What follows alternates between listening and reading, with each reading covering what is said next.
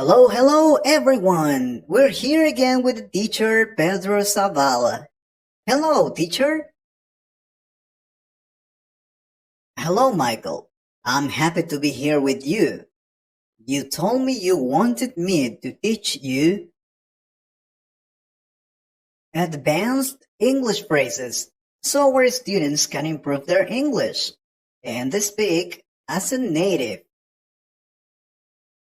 Oh, that's true. Yeah, I know people like this class.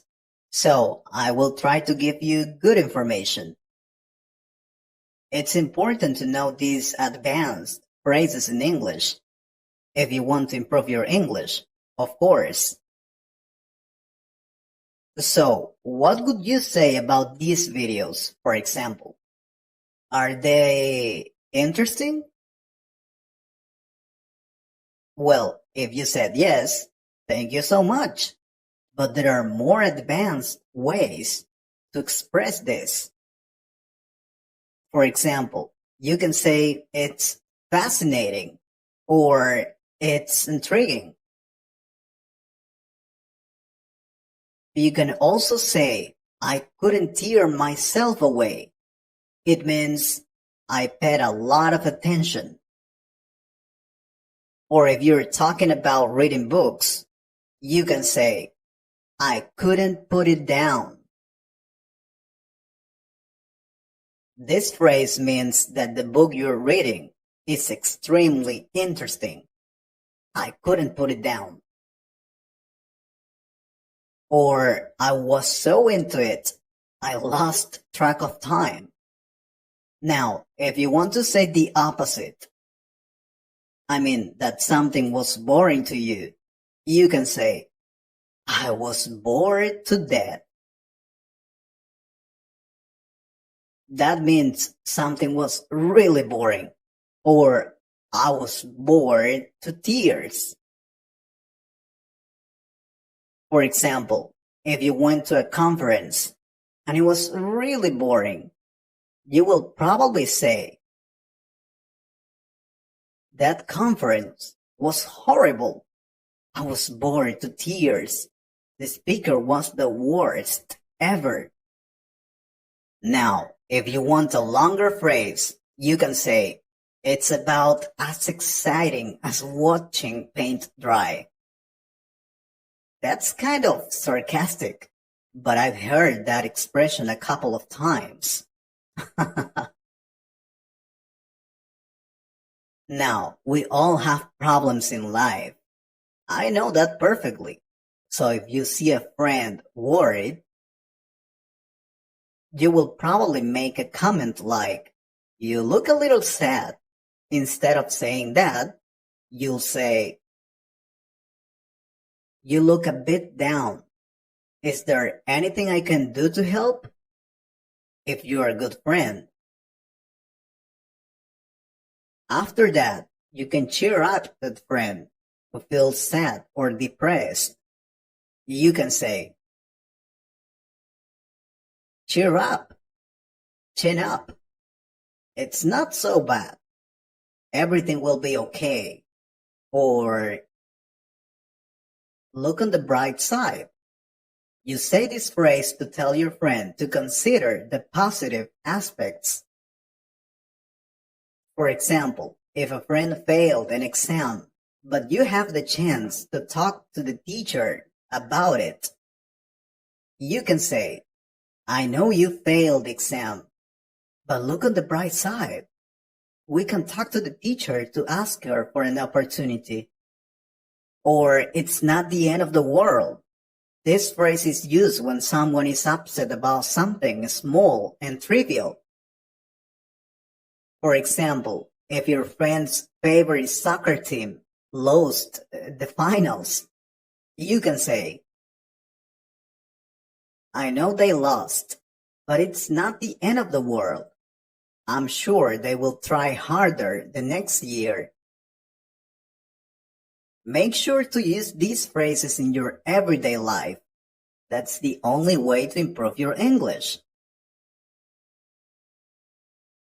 Now, if you want to express you're disappointed about something. You can say, what a pity, or what a shame, or how disappointing. For example, if you find your partner cheating on his or her exam, you can say, I can't believe you're cheating on your exam. We studied hard for it. How disappointing. Or you can use expressions like, it was a real letdown. It means it was a real disappointment. Or maybe you watched a movie a friend recommended you, saying it was really good. But at the end, it wasn't that good. Instead of that, it was really bad. Then you can say, the movie you recommended me was boring. It didn't live up to my expectations. I'm gonna teach you some phrases to indicate you don't believe someone. Pay attention. To express you don't believe someone, you usually say, you're kidding. Or you must be kidding. Well, instead of saying that, you can say, you're pulling my leg. For example, are you telling me you won the lottery yesterday? You're pulling my leg. Or when somebody is exaggerating, you can say, that's a bit of an exaggeration. Or he's stretching the truth.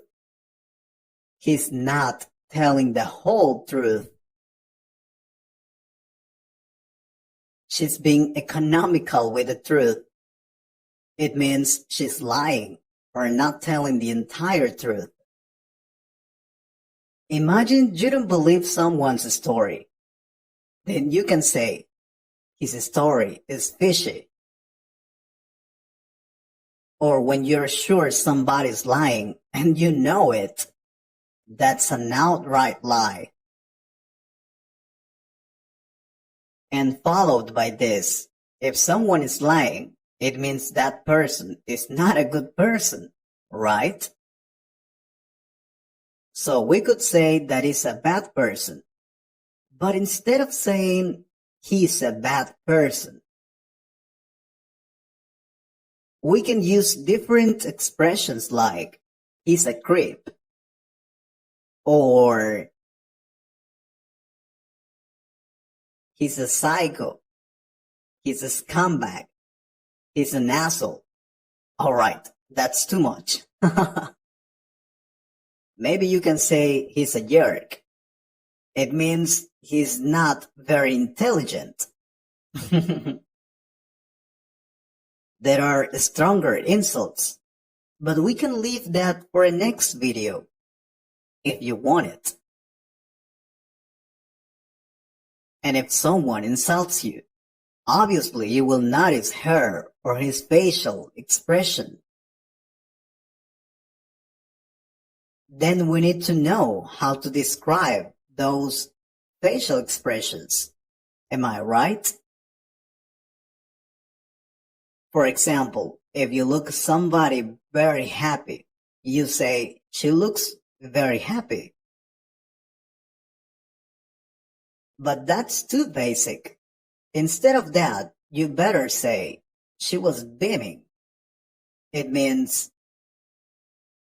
she had a big radiant smile, or she was smiling from ear to ear.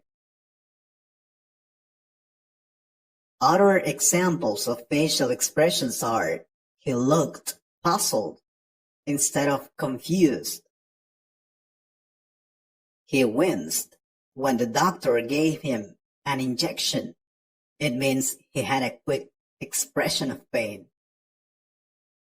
She gave me a dirty look. It means she looked at me angrily. She blushed.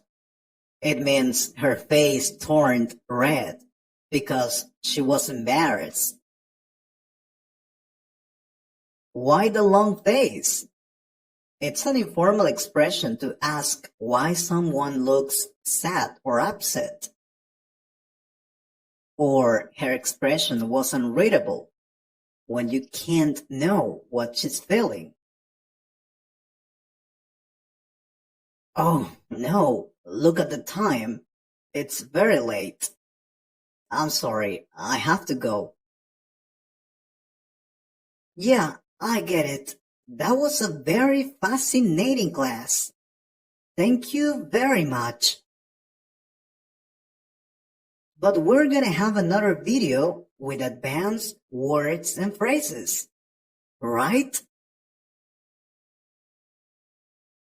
I don't know. We have already made some videos. Maybe the students are getting bored. I don't think so. Well, they will let us know in the comments. Do you want more? I hope you liked this conversation. If you could improve your English a little more, please subscribe to the channel and share this video with a friend.